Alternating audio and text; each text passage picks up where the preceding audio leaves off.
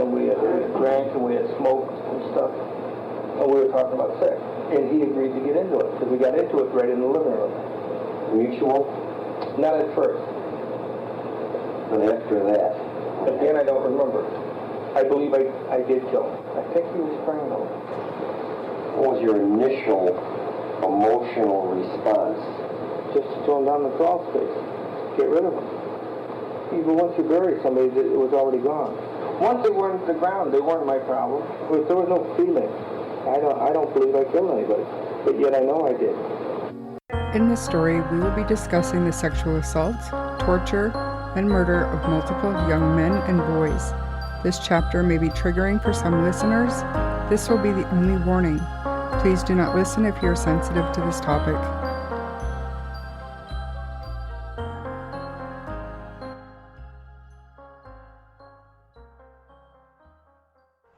Hey everyone.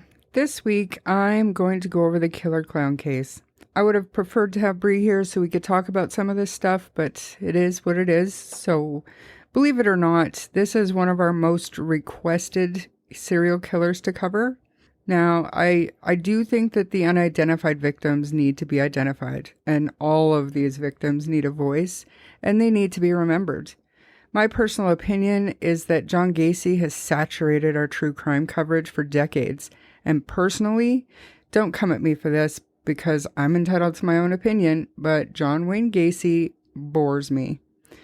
His victims don't bore me, but like so many cases, the information about his victims' lives is sparse. But I hope that by giving him yet another hour of coverage on this platform may create some interest, possibly bringing up some new leads and new information that can be sent to the sheriff's office to help identify the unknown John Does that were found in the crawl space. At this point, I kind of doubt it, because if somebody's had a missing youth back in the 70s, if they wanted to come forward by now, I suspect that they have. But, I mean, there's always hope. Gacy's life and who he was as a person is nothing to remember. I actually hate it when people call him the most prolific serial killer or the worst serial killer in history, blah, blah, blah, or even still referring to him using that moniker, the killer clown. I get that the sheer number of victims at that time set him apart, but this guy was such a liar and got so much media attention throughout his time on death row. At this point, he just annoys the shit out of me.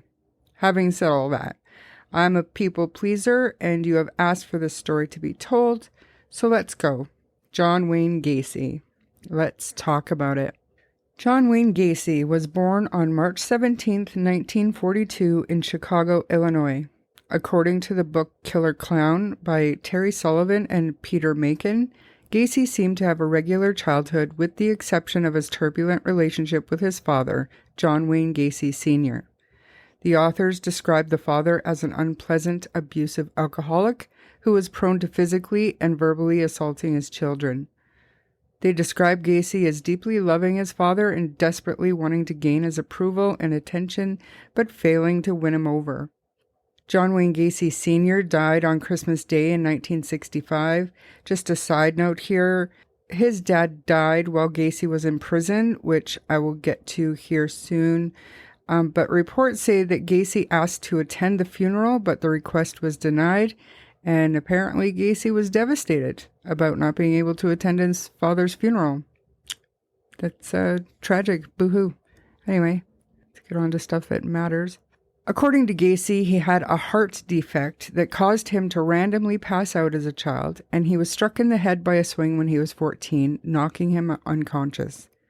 He also claimed that a friend of the family, a construction worker, used to teach him to wrestle, showing him submission moves that Gacy said generally consisted of placing his head between the man's legs, though he never thought of this as inappropriate or sexual, of course, until Robert Ressler asked him about it specifically.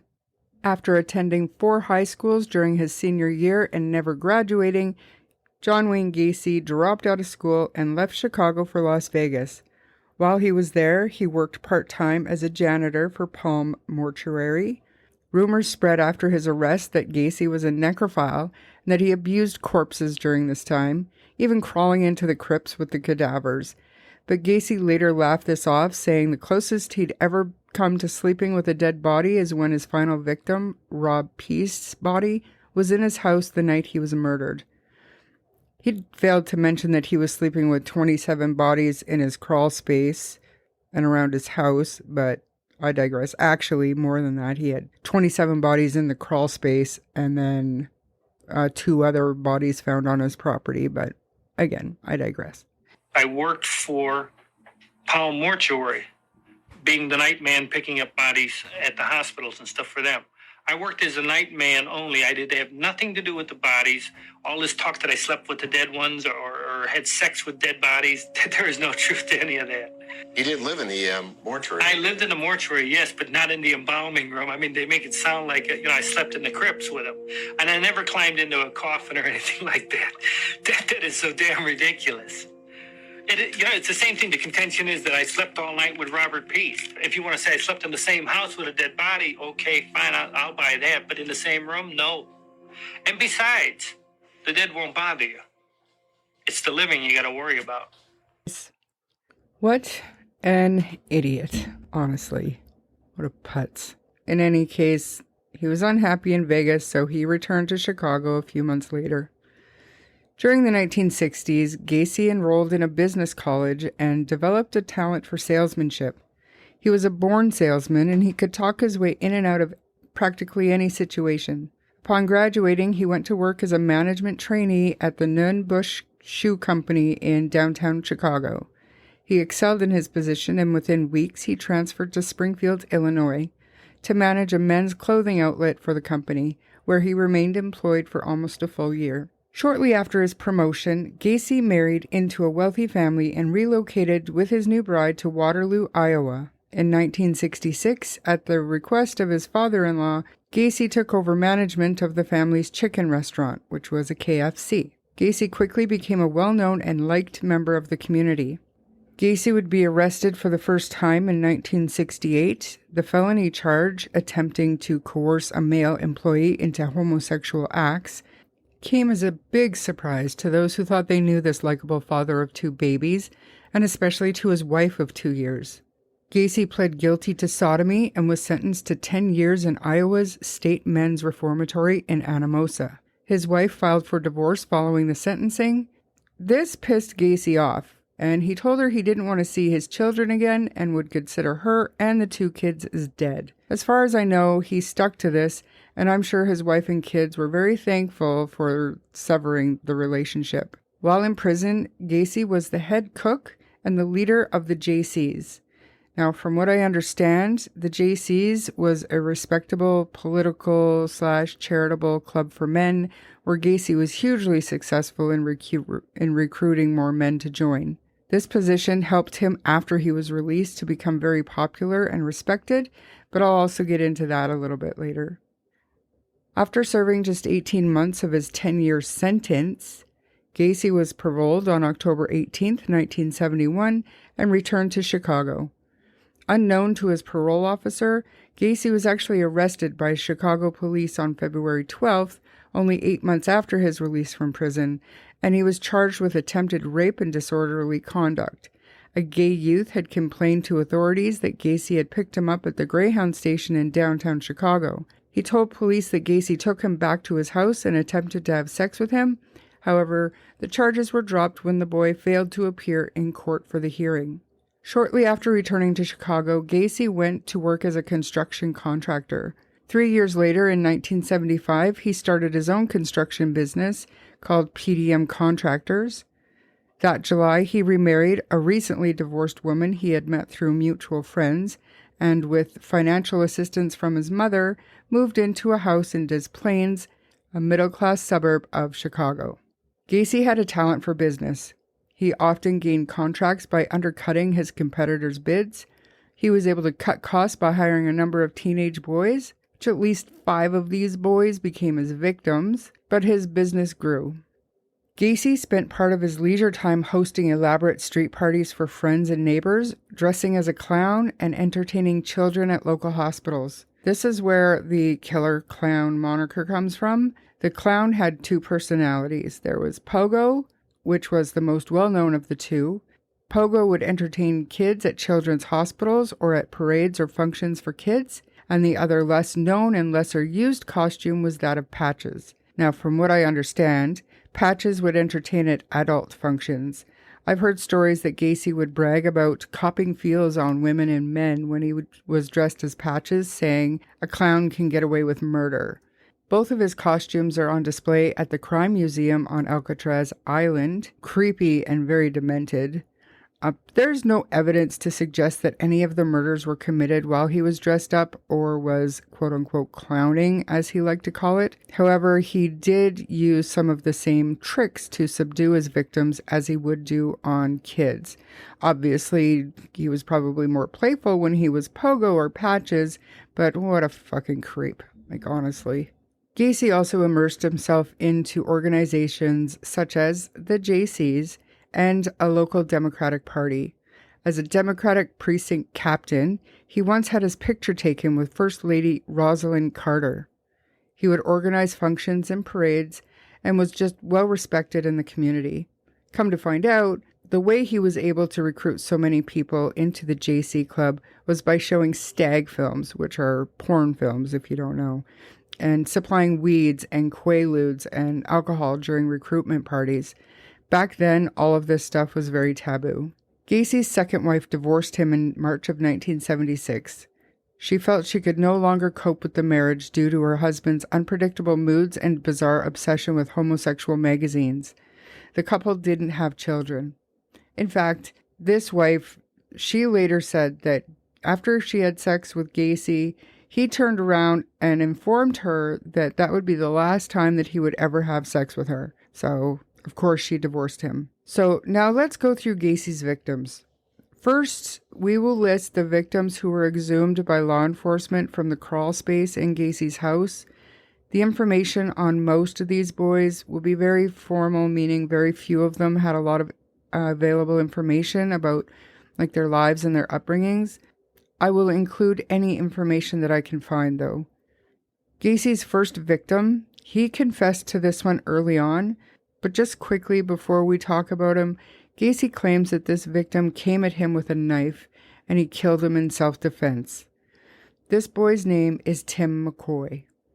Tim was 16 years old when he was last seen on January 3rd, 1972, getting into a vehicle at a bus terminal in Chicago during a layover en route to his home in Nebraska. Tim had been celebrating Christmas with friends in Michigan. He was down to earth. He was often described as the life of the party.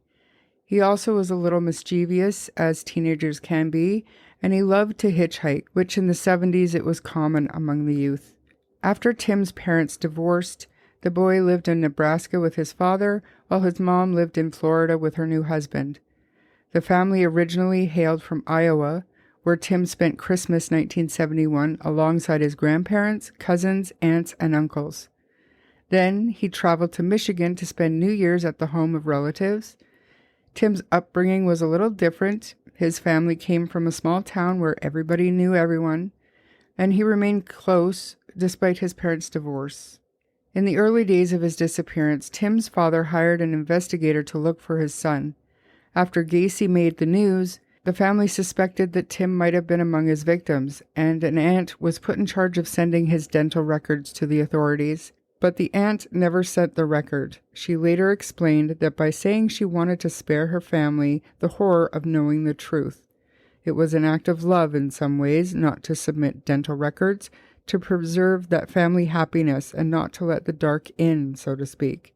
Tim's remains were found among those in the crawl space. John Wayne Gacy would go on to confess that Tim is the only victim that he had stabbed to death. This was his first murder, and he learned by this crime that he didn't want to have a mess to clean up if he ever had the opportunity to kill again.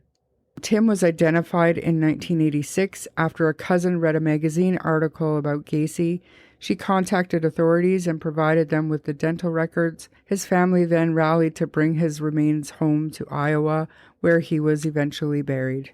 In 1975, on July 29th, Gacy's employee, 17-year-old John Bukovich, had been reported missing. Prior to his disappearance, Bukovich and Gacy had gotten into a dispute over unpaid wages. Gacy lured Bukovich to his home under the pretense that they were going to settle the matter while his wife and stepdaughters were visiting family in another state. Instead, Gacy tricked the boy into putting on handcuffs, then raped him before he, quote, sat on the kid's chest for a while and strangled him to death. Gacy buried Bukovich's body underneath his garage, then took the teen's car and left it in the parking lot. His parents were convinced that Gacy was involved in the boy's disappearance and called the police at least once a week for nearly 2 years, urging them to investigate Gacy. Had the police followed the Bukovich's instructions, the lives of at least 30 more young men and teenage boys would have been spared. In 1976 alone, Gacy would claim the lives of at least 17 more young boys and bury them on his own residential property. We're going to go through these now, but remember, all of these boys were found buried in Gacy's crawl space. Daryl Sampson was an 18-year-old who was last seen alive in Chicago on April 5, 1976. He is believed to have been murdered on April 6, 1976. Randall Reffitt, a 15-year-old who was reported missing after he failed to come home after school, and he was believed to have been asphyxiated on May 14, 1976. Samuel Stapleton, a 14-year-old boy who was murdered by Gacy sometime in May of 1976. Michael Bonin, a 17-year-old, was last seen alive heading towards the train station to meet with his stepfather's brother on June 3, 1976. William Carroll, a 16-year-old who mysteriously went missing. He was believed to have been killed on June 13, 1976. Now we have John Doe number 2, a man between the ages of 22 and 30, believed to have been murdered between June 13th and August 6, 1976. John Doe number 3 was a teen between the ages of 15 and 19. He is believed to have been murdered between June 13th and August 6, 1976. Rick Johnson, a 17-year-old boy who Gacy picked up on the street. He was believed to have been murdered on August 6, 1976. John Doe number 4, a male between the ages of 17 and 21, believed to have been murdered between August 6th and October 5th, 1976. John Doe number 5 was a man between the ages of 21 and 27, believed to have been murdered between August 6th and October 24th, 76. Kenneth Parker was a 16-year-old who was last seen with a friend, Michael Marino, near a restaurant near Clark Street. He is believed to have been killed on October 14th, 1976. John Doe number 6 is a male approximately 14 years old, believed to have been murdered on October 24th, 1976. William Bundy, who was originally a John Doe, was a 19-year-old who left his home, never to be seen again. He's believed to have been murdered on October 26, 1976. Gregory Godzik, a 17-year-old employee with Gacy's construction company, is believed to have been murdered on December 12, 1976. In 1977, John Doe number 7 was a man between the ages of 22 and 32, believed to have been murdered between December 76 and March 15, 1977. John Zick, a 19-year-old employee of Gacy's who was murdered on January 20th, 1977. John Prestige was a 20-year-old Michigan man visiting with friends in Chicago. He was believed to have been murdered on March 15th, 1977. John Doe number 8 was a male between the ages of 17 and 21, believed to have been murdered between March 15th and July 7th, 1977. Matthew Bowman, a 19-year-old Crystal Lake, Illinois resident who is believed to have been murdered on July 5th, 1977. Robert Gilroy was an 18-year-old who was presumed to have been murdered on September 15th, 1977. This boy had been asphyxiated by a piece of cloth shoved down his throat. John Mowry, a 19-year-old former Marine, he went missing 3 days after an associate of Gacy's moved into his apartment. He is believed to have been murdered on September 25th, 1977. Russell Nelson, a 21-year-old architecture student, went missing from outside a Chicago bar. The man had died from asphyxiation by a piece of cloth lodged in his throat on October 17th, 1977. Robert Winch was a 16-year-old boy from Kalamazoo, believed to have been murdered on November 10th, 1977.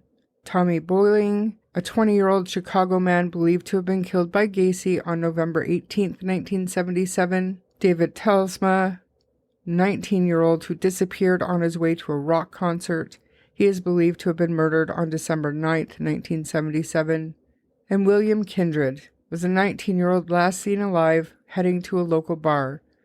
He was believed to have been murdered on February 16th, 1978. He was the last body to be buried within Gacy's crawl space. I would like to take a minute to absorb the information I just went over. That was a long section to the story. It was just shy of 5 minutes to read off the names of dozens of boys buried underneath the home John Wayne Gacy lived in. Rest peacefully to all of these boys who were painstakingly exhumed by investigators, basically by hand.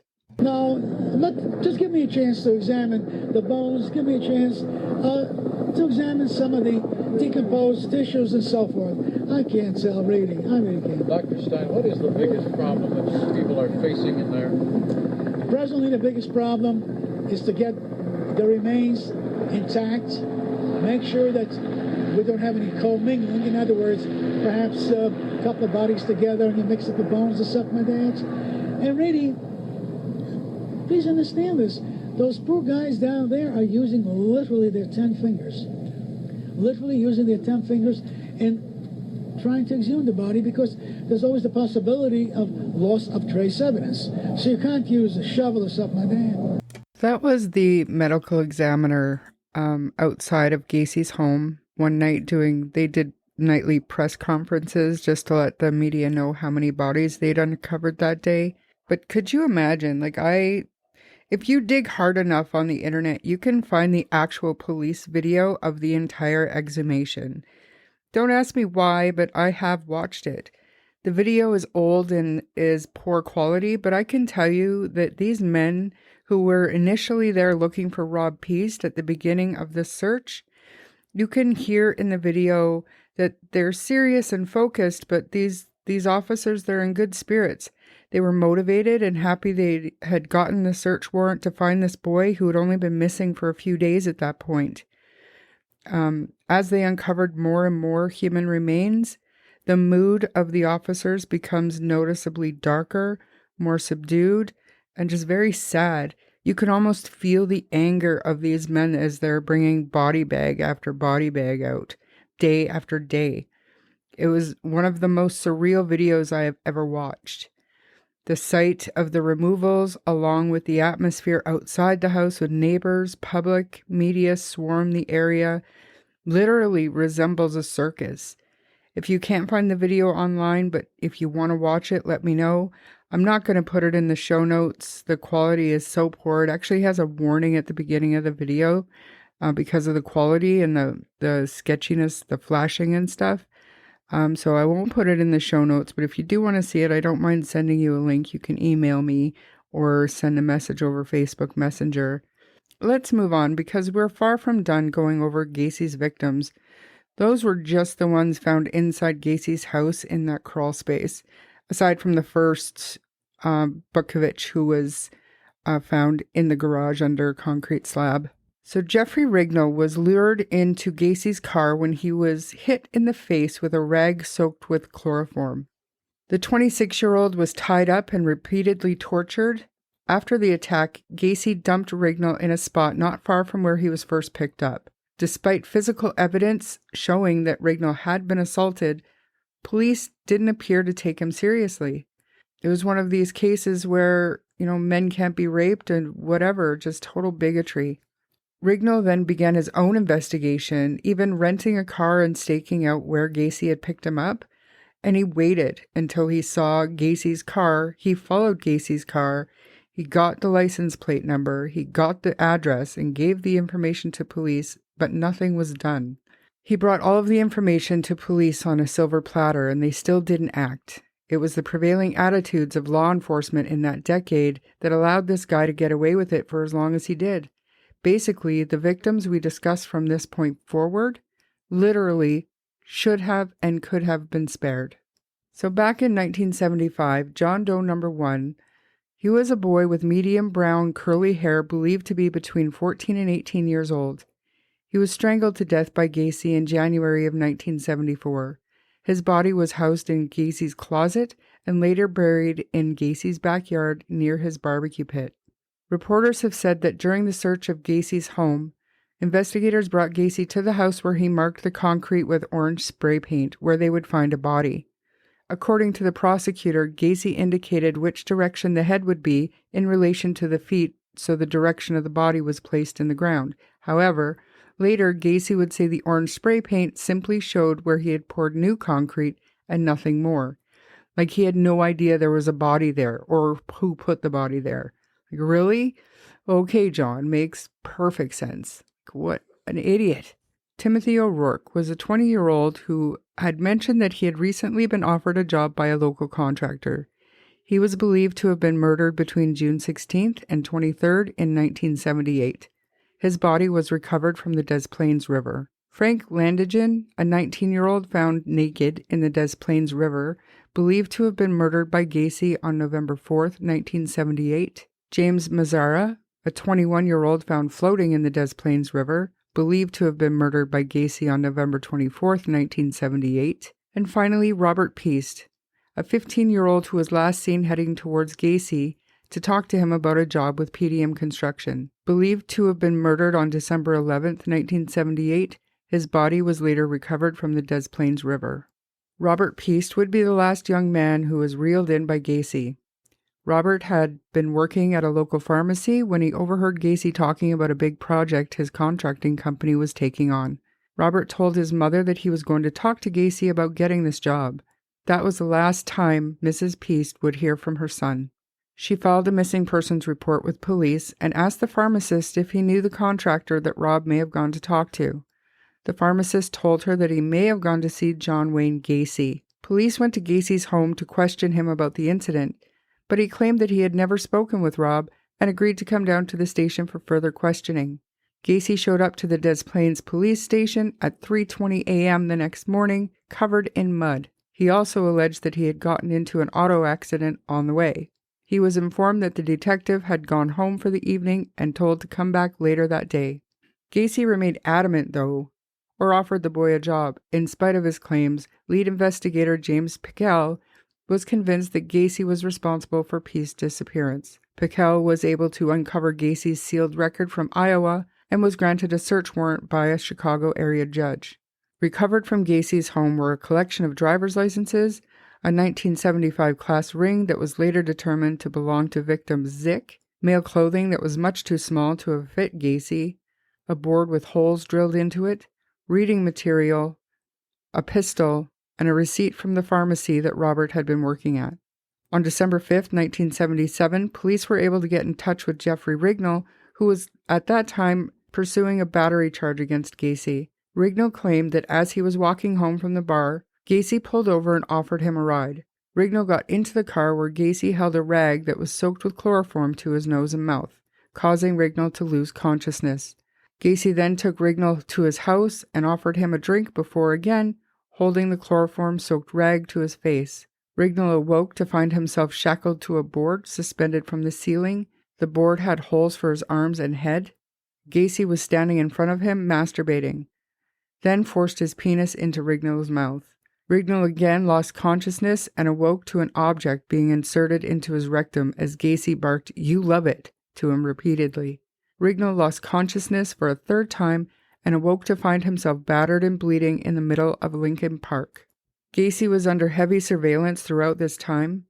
He was even brazen enough to invite the officers out for dinner with him or to the bar for a drink, all the while maintaining that he had nothing to do with Robert Peast's disappearance. He claimed that the accusations had to do with his political ties and often taunted police officers by purposely breaking traffic laws right in front of them. Police canines were trained to pick up any indication of Peast's presence and were set loose on Gacy's fleet of vehicles, which would include his work vans. The dogs all climbed inside of Gacy's Oldsmobile and laid on the seat, indicating that Peast's body had been within the vehicle. Gacy invited detectives out for breakfast one morning. He entertained the officers with stories of his life as a contractor and how he had also worked with a clown troupe for various fundraisers. He was arrogantly bragging to the officers. Gacy may have found the cat and mouse game he was playing to be amusing, But little did he know that investigators were able to track down the cashier listed on the pharmacy receipt that was found in Gacy's possession.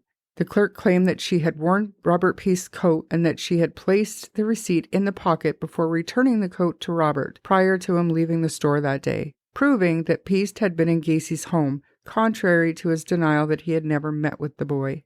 An employee of Gacy's was called in for questioning, and he admitted to officers that Gacy had the young man spread 10 pounds of lime around his crawl space. After the initial questioning of the employee, Gacy had invited officers into his home. While using his restroom, one of the officers noticed a distinctive odor of human decomposition emanating from Gacy's heating ducts. Police called the employee back for more questioning, and he speculated that Gacy may have put bodies in his crawl space. It would seem that the walls were closing in on Gacy, and the real monster hiding underneath that clown makeup was beginning to show. The stress of the intense police surveillance was beginning to get to Gacy. On December 20th, 1977, Gacy stumbled into his lawyer, Sam Amarante's office, drunk as a skunk, and made a full confession. Obviously, the police were waiting for Gacy while he was in with his lawyer, and when he left, the lawyer came out and said that he couldn't tell them why, but not to let Gacy go. Gacy was arrested the following day on a minor drug charge when he was seen passing drugs to a minor, and police were able to obtain a search warrant to investigate the house, the crawl space, and the property. While in police custody, Gacy confessed to the murders and even drew out a map to where some of the other bodies were located, but he refused to sign anything. Gacy was charged with 33 counts of murder, the most ever attributed to one person within the country at that time. The trial of John Wayne Gacy began on February 6, 1980, in the Cook County Criminal Court Building in Chicago. The prosecution team was led by William Kunkel, who was assisted by Robert Egan and Terry Sullivan. A number of acquaintances and family members testified against Gacy, including a former roommate, Michael Reed, who lived with Gacy in the midst of his killing spree. Gacy had met Reed at a bar and engaged in sex with him, and he paid Reed for sexual favors and gave him a job with the construction company. A short time after their meeting, Reed moved in with Gacy and alleged that while working in Gacy's garage one evening, Gacy had struck him with a hammer, knocking him unconscious. When he came to, he saw Gacy standing over him with the hammer still in his hand and his arm raised as if he was going to hit him again. Gacy apologized and said he didn't know what had come over him. A similar incident had also occurred when Gacy and Reed attempted to burglarize a home. Gacy's second wife, Carol, also testified. She claimed to have noticed a strange smell coming from the crawl space after she hadn't been home for several days. When she left again and then returned a few days later, she had noticed that the smell was gone. Gacy employees testified about sexual advances he'd made to them and about his directing them to dig out parts of his crawl space. Other prosecution witnesses discussed Gacy's confession, in which he described using a rope trick to kill his victims.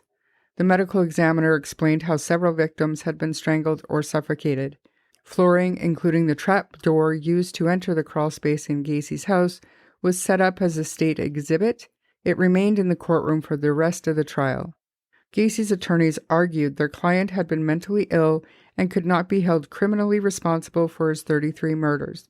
They said he should instead be institutionalized.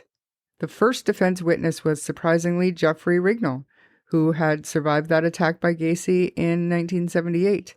Rignall recounted how he'd been chloroformed and taken to Gacy's house where he was sexually assaulted and tortured. Due to, quote, the beastly and animalistic ways Gacy attacked me, Rignall inferred that Gacy could not control his conduct, which the defense team hoped would support their plea of mentally not responsible. Yet Rignall was also affected by recounting his ordeal that he vomited while on the stand.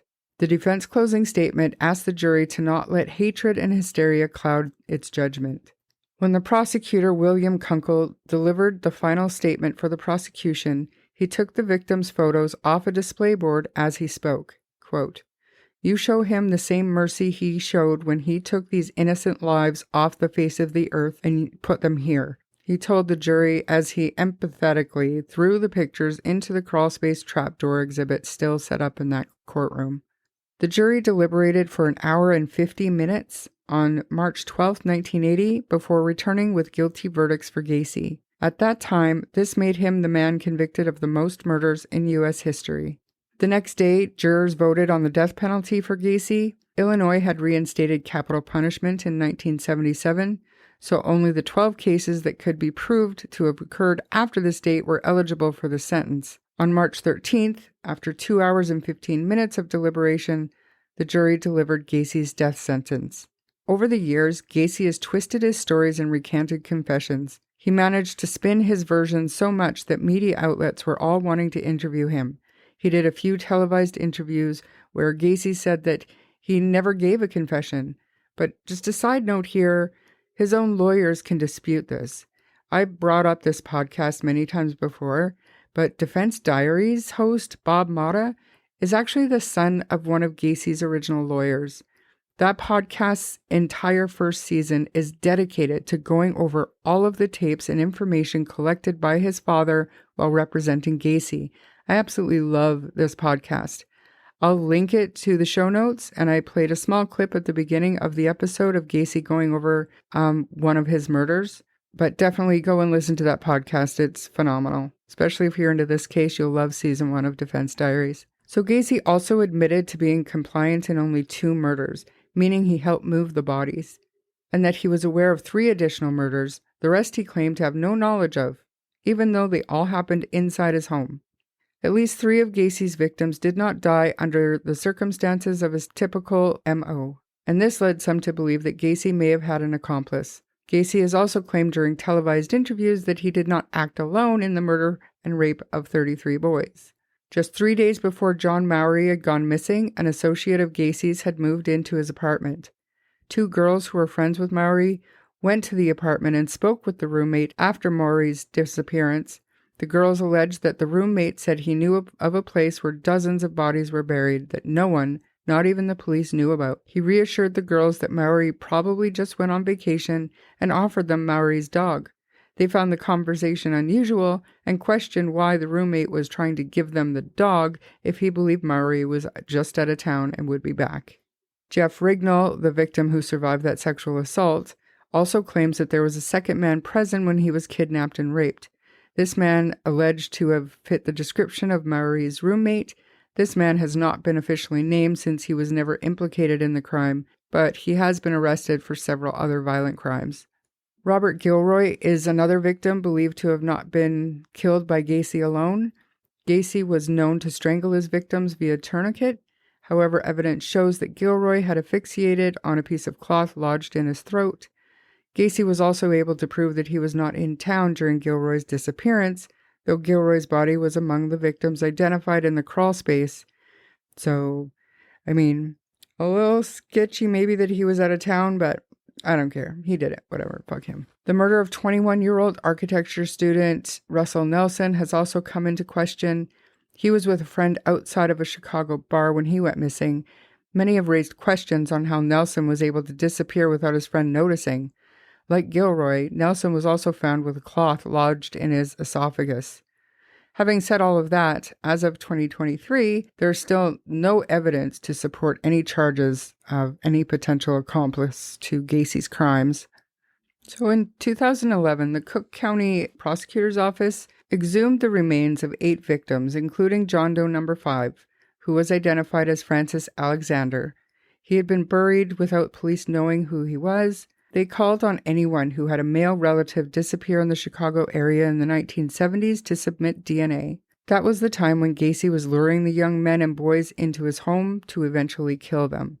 Within weeks, the sheriff's office announced that they had identified one set of remains as those of William Bundy, the 19-year-old construction worker. In 2017, it identified a second set as those of 16-year-old Jimmy Hackinson, who disappeared after he phoned his mother in Minnesota and told her that he was in Chicago. To date, authorities are still working to identify the remains of 5 John Does found in Gacy's crawl space. People can still go onto a website to submit tips or have familial DNA tested for those families who may be looking for answers for a missing loved one who would have went missing in the 1970s. The website is cookcountysheriff.org. You can search it on the internet. It's very easy to find. You're just looking for the unidentified victims of John Wayne Gacy. I strongly also recommend watching Joe Berlinger's documentary, Conversations with a Killer on Netflix, Joe actually puts a spotlight on all of this information, giving special attention to the remaining unidentified John Does found in Gacy's crawl space. Gacy's death sentence appeal lawyer, Karen Conti, said that he never expressed any concern about his death. She said she didn't sense he even realized that it was going to happen. Instead, she said, in the months leading up to his execution, Gacy was far more concerned with his money matters. The state of Illinois had sued Gacy for money that the killer had earned from various revenue streams while he was on death row. Among them are the artwork he'd produced, including the self-portraits as Pogo the Clown. He had a 900 number in which pre-recorded Gacy argued his innocence to a paying caller. According to the state, Gacy was fiscally responsible for covering his incarceration, but Gacy wanted to leave his earnings for his family. Eventually, the state's civil litigation case against Gacy was thrown out, and as the weeks passed toward his impending execution, his death row lawyer, Karen Conti, got to know Gacy better. Despite his horrific crimes, she said Gacy was an amusing character. He had a pen pal who said she was in love with him, and she asked, "John, are you going to marry that woman?" And he said, "No way. That woman has 3 children and they're all in the penitentiary. Do you think I'm going to marry into a family like that?" Really? God. For his execution, Gacy was flown by helicopter to the Menard Correctional Center in downstate Illinois, where he'd been incarcerated for 14 years, to the Stateville Penitentiary just outside of Chicago. Gacy was chatty during his last day of life and made easy small talk, discussing the prospects of the Chicago Cubs, among other things. For his final meal, Gacy ate fried chicken, fried shrimp, French fries, and fresh strawberries. Conti said that in the hours before his death, he didn't strike her as somebody who had a few hours left to live. He didn't want to talk about it. He wanted to socialize with the people who were there visiting him for the last time, so he was pleasant. It was extremely emotional, she said. It was traumatizing for the people who loved him. His neighbors who'd lived near him were there. They adored him, even after all of those years. It was surprising to see the outpouring of support from so many people who wouldn't admit it to the public. I don't know if I believe that. Just saying. So shortly after midnight on May 10th, 1994, Gacy was given a 3-drug lethal injection. The first drug put him to sleep. A clog in the IV line delayed the injection of the second drug, but for about 10 to 20 minutes, but then the third drug stopped his heart and Gacy was pronounced dead at 12:58 a.m. So just under an hour. I mean, it's not near torturous enough and it probably didn't hurt him at all, but I'm just saying. Small victory there. Good. So there you have it. Another show that I want to bring up. I know when we did the Paul Bernardo and Carla Homolka episode, Brie had talked about watching the movie Carla, and perhaps she was too young to watch that movie because from then forward it kind of triggered her, and the actor that played Paul Bernardo in that movie did such a good job that she could never see him in any other role. She always reverted back to that Carla role with him.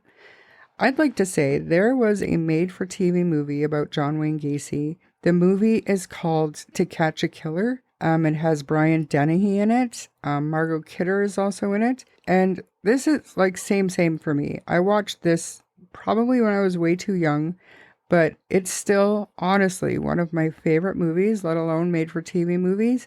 Brian Dennehy does a phenomenal job of portraying John Wayne Gacy. Even to the point where, as a kid growing up in the 80s and watching old movies nowadays, like even with Rambo and Presumed Innocent and these other roles that Brian Dennehy did, he will always be John Wayne Gacy to me. He did a phenomenal job in that role, and it's a really great movie. Like I said, it was made for TV. It was early 90s, I believe, maybe late 80s maybe. But it's really good. I believe you can find it on YouTube. You should go watch it. I will say that John Gacy himself hated the movie, and I think it's because it hit a little too close to home. So go watch that. It is great. Like I said in the beginning, this guy has saturated true crime for so long. I know so much useless information about this piece of crap one thing that I'm going to leave you with. We've talked before about core memories and certain smells that come to you, like your mom has a certain smell and it gives you kind of a calming feeling, whatever. And where am I going as it relates to John Wayne Gacy? Get this, and I shit you not, this is from people that knew him.